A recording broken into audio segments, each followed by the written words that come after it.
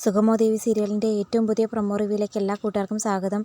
നന്ദനാണെങ്കിൽ ഡിപ്രഷനായിട്ട് ആരോടെയും മിണ്ടാതിരിക്കുന്ന ഈ സാഹചര്യത്തിൽ ഭാർഗവി ആൻറ്റി പറഞ്ഞതുപോലെ ദേവികയും വീട്ടുകാരും കൂടി ചേർന്ന് ചന്ദ്രോത്ത് വീട്ടിൽ ഒരു പൂജാരിയെ വിളിച്ച് കർമ്മങ്ങളും മന്ത്രങ്ങളും ഒക്കെ ചെയ്യാൻ പോകുന്നു എന്നുള്ള കാര്യം അറിഞ്ഞിട്ട് ശരിക്കും പറഞ്ഞാൽ ഗിരീഷിന് അതിശയമാണ്.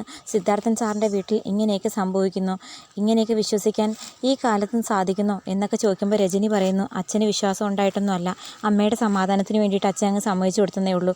അതുപോലെ തന്നെ ഗിരീഷും എൻ്റെ കൂടെ വന്നേ പറ്റുള്ളൂ എന്ന് പറഞ്ഞുകൊണ്ട് ഗിരീഷിനെയും കൂട്ടി ചന്ദ്രോത്ത് വീട്ടിലേക്ക് ചെല്ലുന്ന പൂജ തുടങ്ങുന്ന സമയത്ത് തിരുമേനി പറയുന്നു, ഇവിടെ ദുർമരണപ്പെട്ട ഒരു ആത്മാവ്, ആ ആത്മാവിൻ്റെ ശല്യം കൊണ്ടാണ് നന്ദൻ ഇങ്ങനെയൊക്കെ സംഭവിക്കുന്നത്.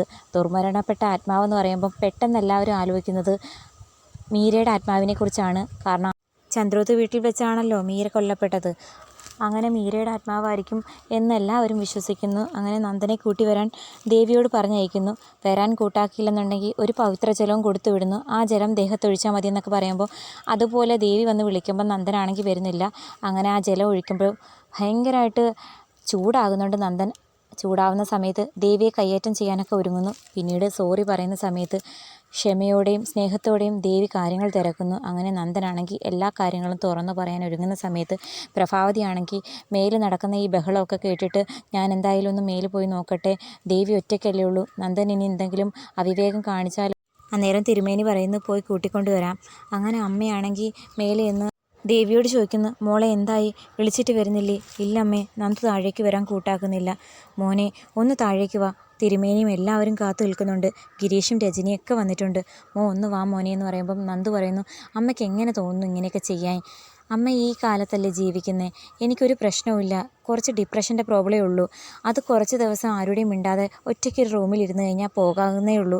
അമ്മയുടെ ഒരു സമാധാനത്തിന് വേണ്ടിയിട്ട് വാ മോനെ, അമ്മയുടെ നെഞ്ച് പൊട്ടി നിൽക്കുക, ഇനി അമ്മയെ സങ്കടപ്പെടുത്തരുത് എന്ന് പറയുമ്പം പ്രഭാവതിയുടെ വിഷമം മനസ്സിലാക്കി നന്ദനാണെങ്കിൽ താഴേക്ക് വരാൻ കൂട്ടാക്കുന്നുണ്ട്. അങ്ങനെ പ്രഭാവതിയും ദേവിയും നന്ദനും എല്ലാവരും കൂടി താഴേക്ക് വരുന്നത് തിരുമേനിയാണെങ്കിൽ ഇങ്ങനെ നോക്കി നിൽക്കുന്നുണ്ട്. തിരുമേനി കയ്യിലിരിക്കുന്ന ഒരു വടിയെടുത്ത് നന്ദനെ ചൂണ്ടി പറയുന്നു, വിളിച്ചാൽ വരാൻ നിനക്ക് പാടാണല്ലേ, എനിക്കിതിലൊന്നും വിശ്വാസമില്ല, അതുകൊണ്ടാണ് വരാൻ പാട് കാണിച്ചേ എന്ന് നന്ദൻ പറയുമ്പോൾ ദുർമരണപ്പെട്ട ഏത് ആത്മാവാണ് നിൻ്റെ ശരീരത്തിലുള്ളത്? അത് കേട്ട് ആകെ ഷോക്കാകുന്നുണ്ട് നന്ദൻ. കാരണം ഋഷി കൊല്ലപ്പെട്ടു എന്നുള്ള വാർത്ത കെവിൻ വിളിച്ചു പറഞ്ഞതിന് ശേഷം ഋഷിയുടെ ആത്മാവ് തന്നോട് സംസാരിക്കാൻ വരുന്നതായിട്ട് നന്ദനാണെങ്കിൽ വിചാരിക്കുന്നുണ്ട്.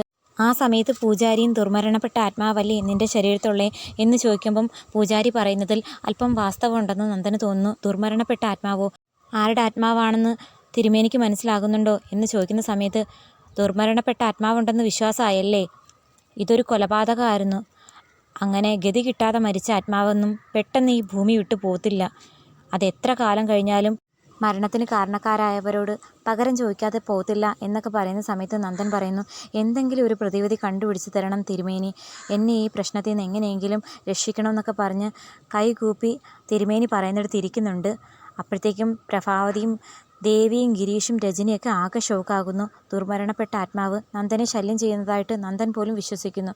അപ്പം തിരുമേനി പറഞ്ഞതിൽ വാസ്തവമുണ്ടെന്ന് എല്ലാവരും അതോടെ വിശ്വസിക്കുന്നു. പൊതുവെ പൂജയിലും മന്ത്രത്തിലൊന്നും വലിയ വിശ്വാസമില്ലാത്ത സിദ്ധാർത്ഥനും ഗിരീഷും പോലും നന്ദൻ്റെ ഈ വർത്താനവും തിരുമേനിയുടെ ഈ വർത്താനവും ഒക്കെ കേട്ടിട്ട് വിശ്വസിക്കണോ വേണ്ടിയോ എന്ന് അറിയാതെ നിൽക്കുന്നു. അങ്ങനെ തിരുമേനിയാണെങ്കിൽ കുറേ കർമ്മങ്ങളൊക്കെ ചെയ്യുന്നു. അതേസമയം ചന്ദ്രമതിയാണെങ്കിൽ ത്യാഗരാജനോട് ചന്ദ്രോത്ത് വീട്ടിലുള്ള എല്ലാ കാര്യങ്ങളും തുറന്നു പറയുന്നുണ്ട്. ചന്ദ്രോത്ത് വീട്ടിൽ ഇപ്പം കൂടുതൽ പ്രശ്നങ്ങളിലേക്ക് തന്നെ പൊയ്ക്കൊണ്ടിരിക്കുക, ഏതോ ഒരു ആത്മാവ് നന്ദനെ ശല്യം ചെയ്യുന്ന അവിടെ പൂജയ്ക്ക് വന്നൊരു തിരുമേനി പറയുന്നത്.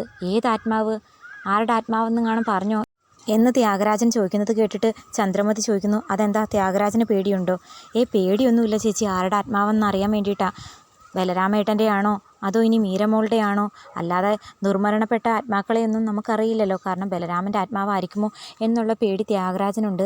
അങ്ങനെ ബലരാമൻ്റെ ആത്മാവും കാണാമെന്നുണ്ടെങ്കിൽ നന്ദനെ മാത്രമായിരിക്കില്ല, ഉറപ്പായിട്ടും തന്നെ ശല്യം ചെയ്യുമെന്നുള്ളൊരു പേടി ഉള്ളിലുണ്ടായതുകൊണ്ടായിരിക്കും ഇങ്ങനെ ചന്ദ്രമതിയോട് ടെൻഷൻ അടിച്ച് ചോദിക്കുന്നത്.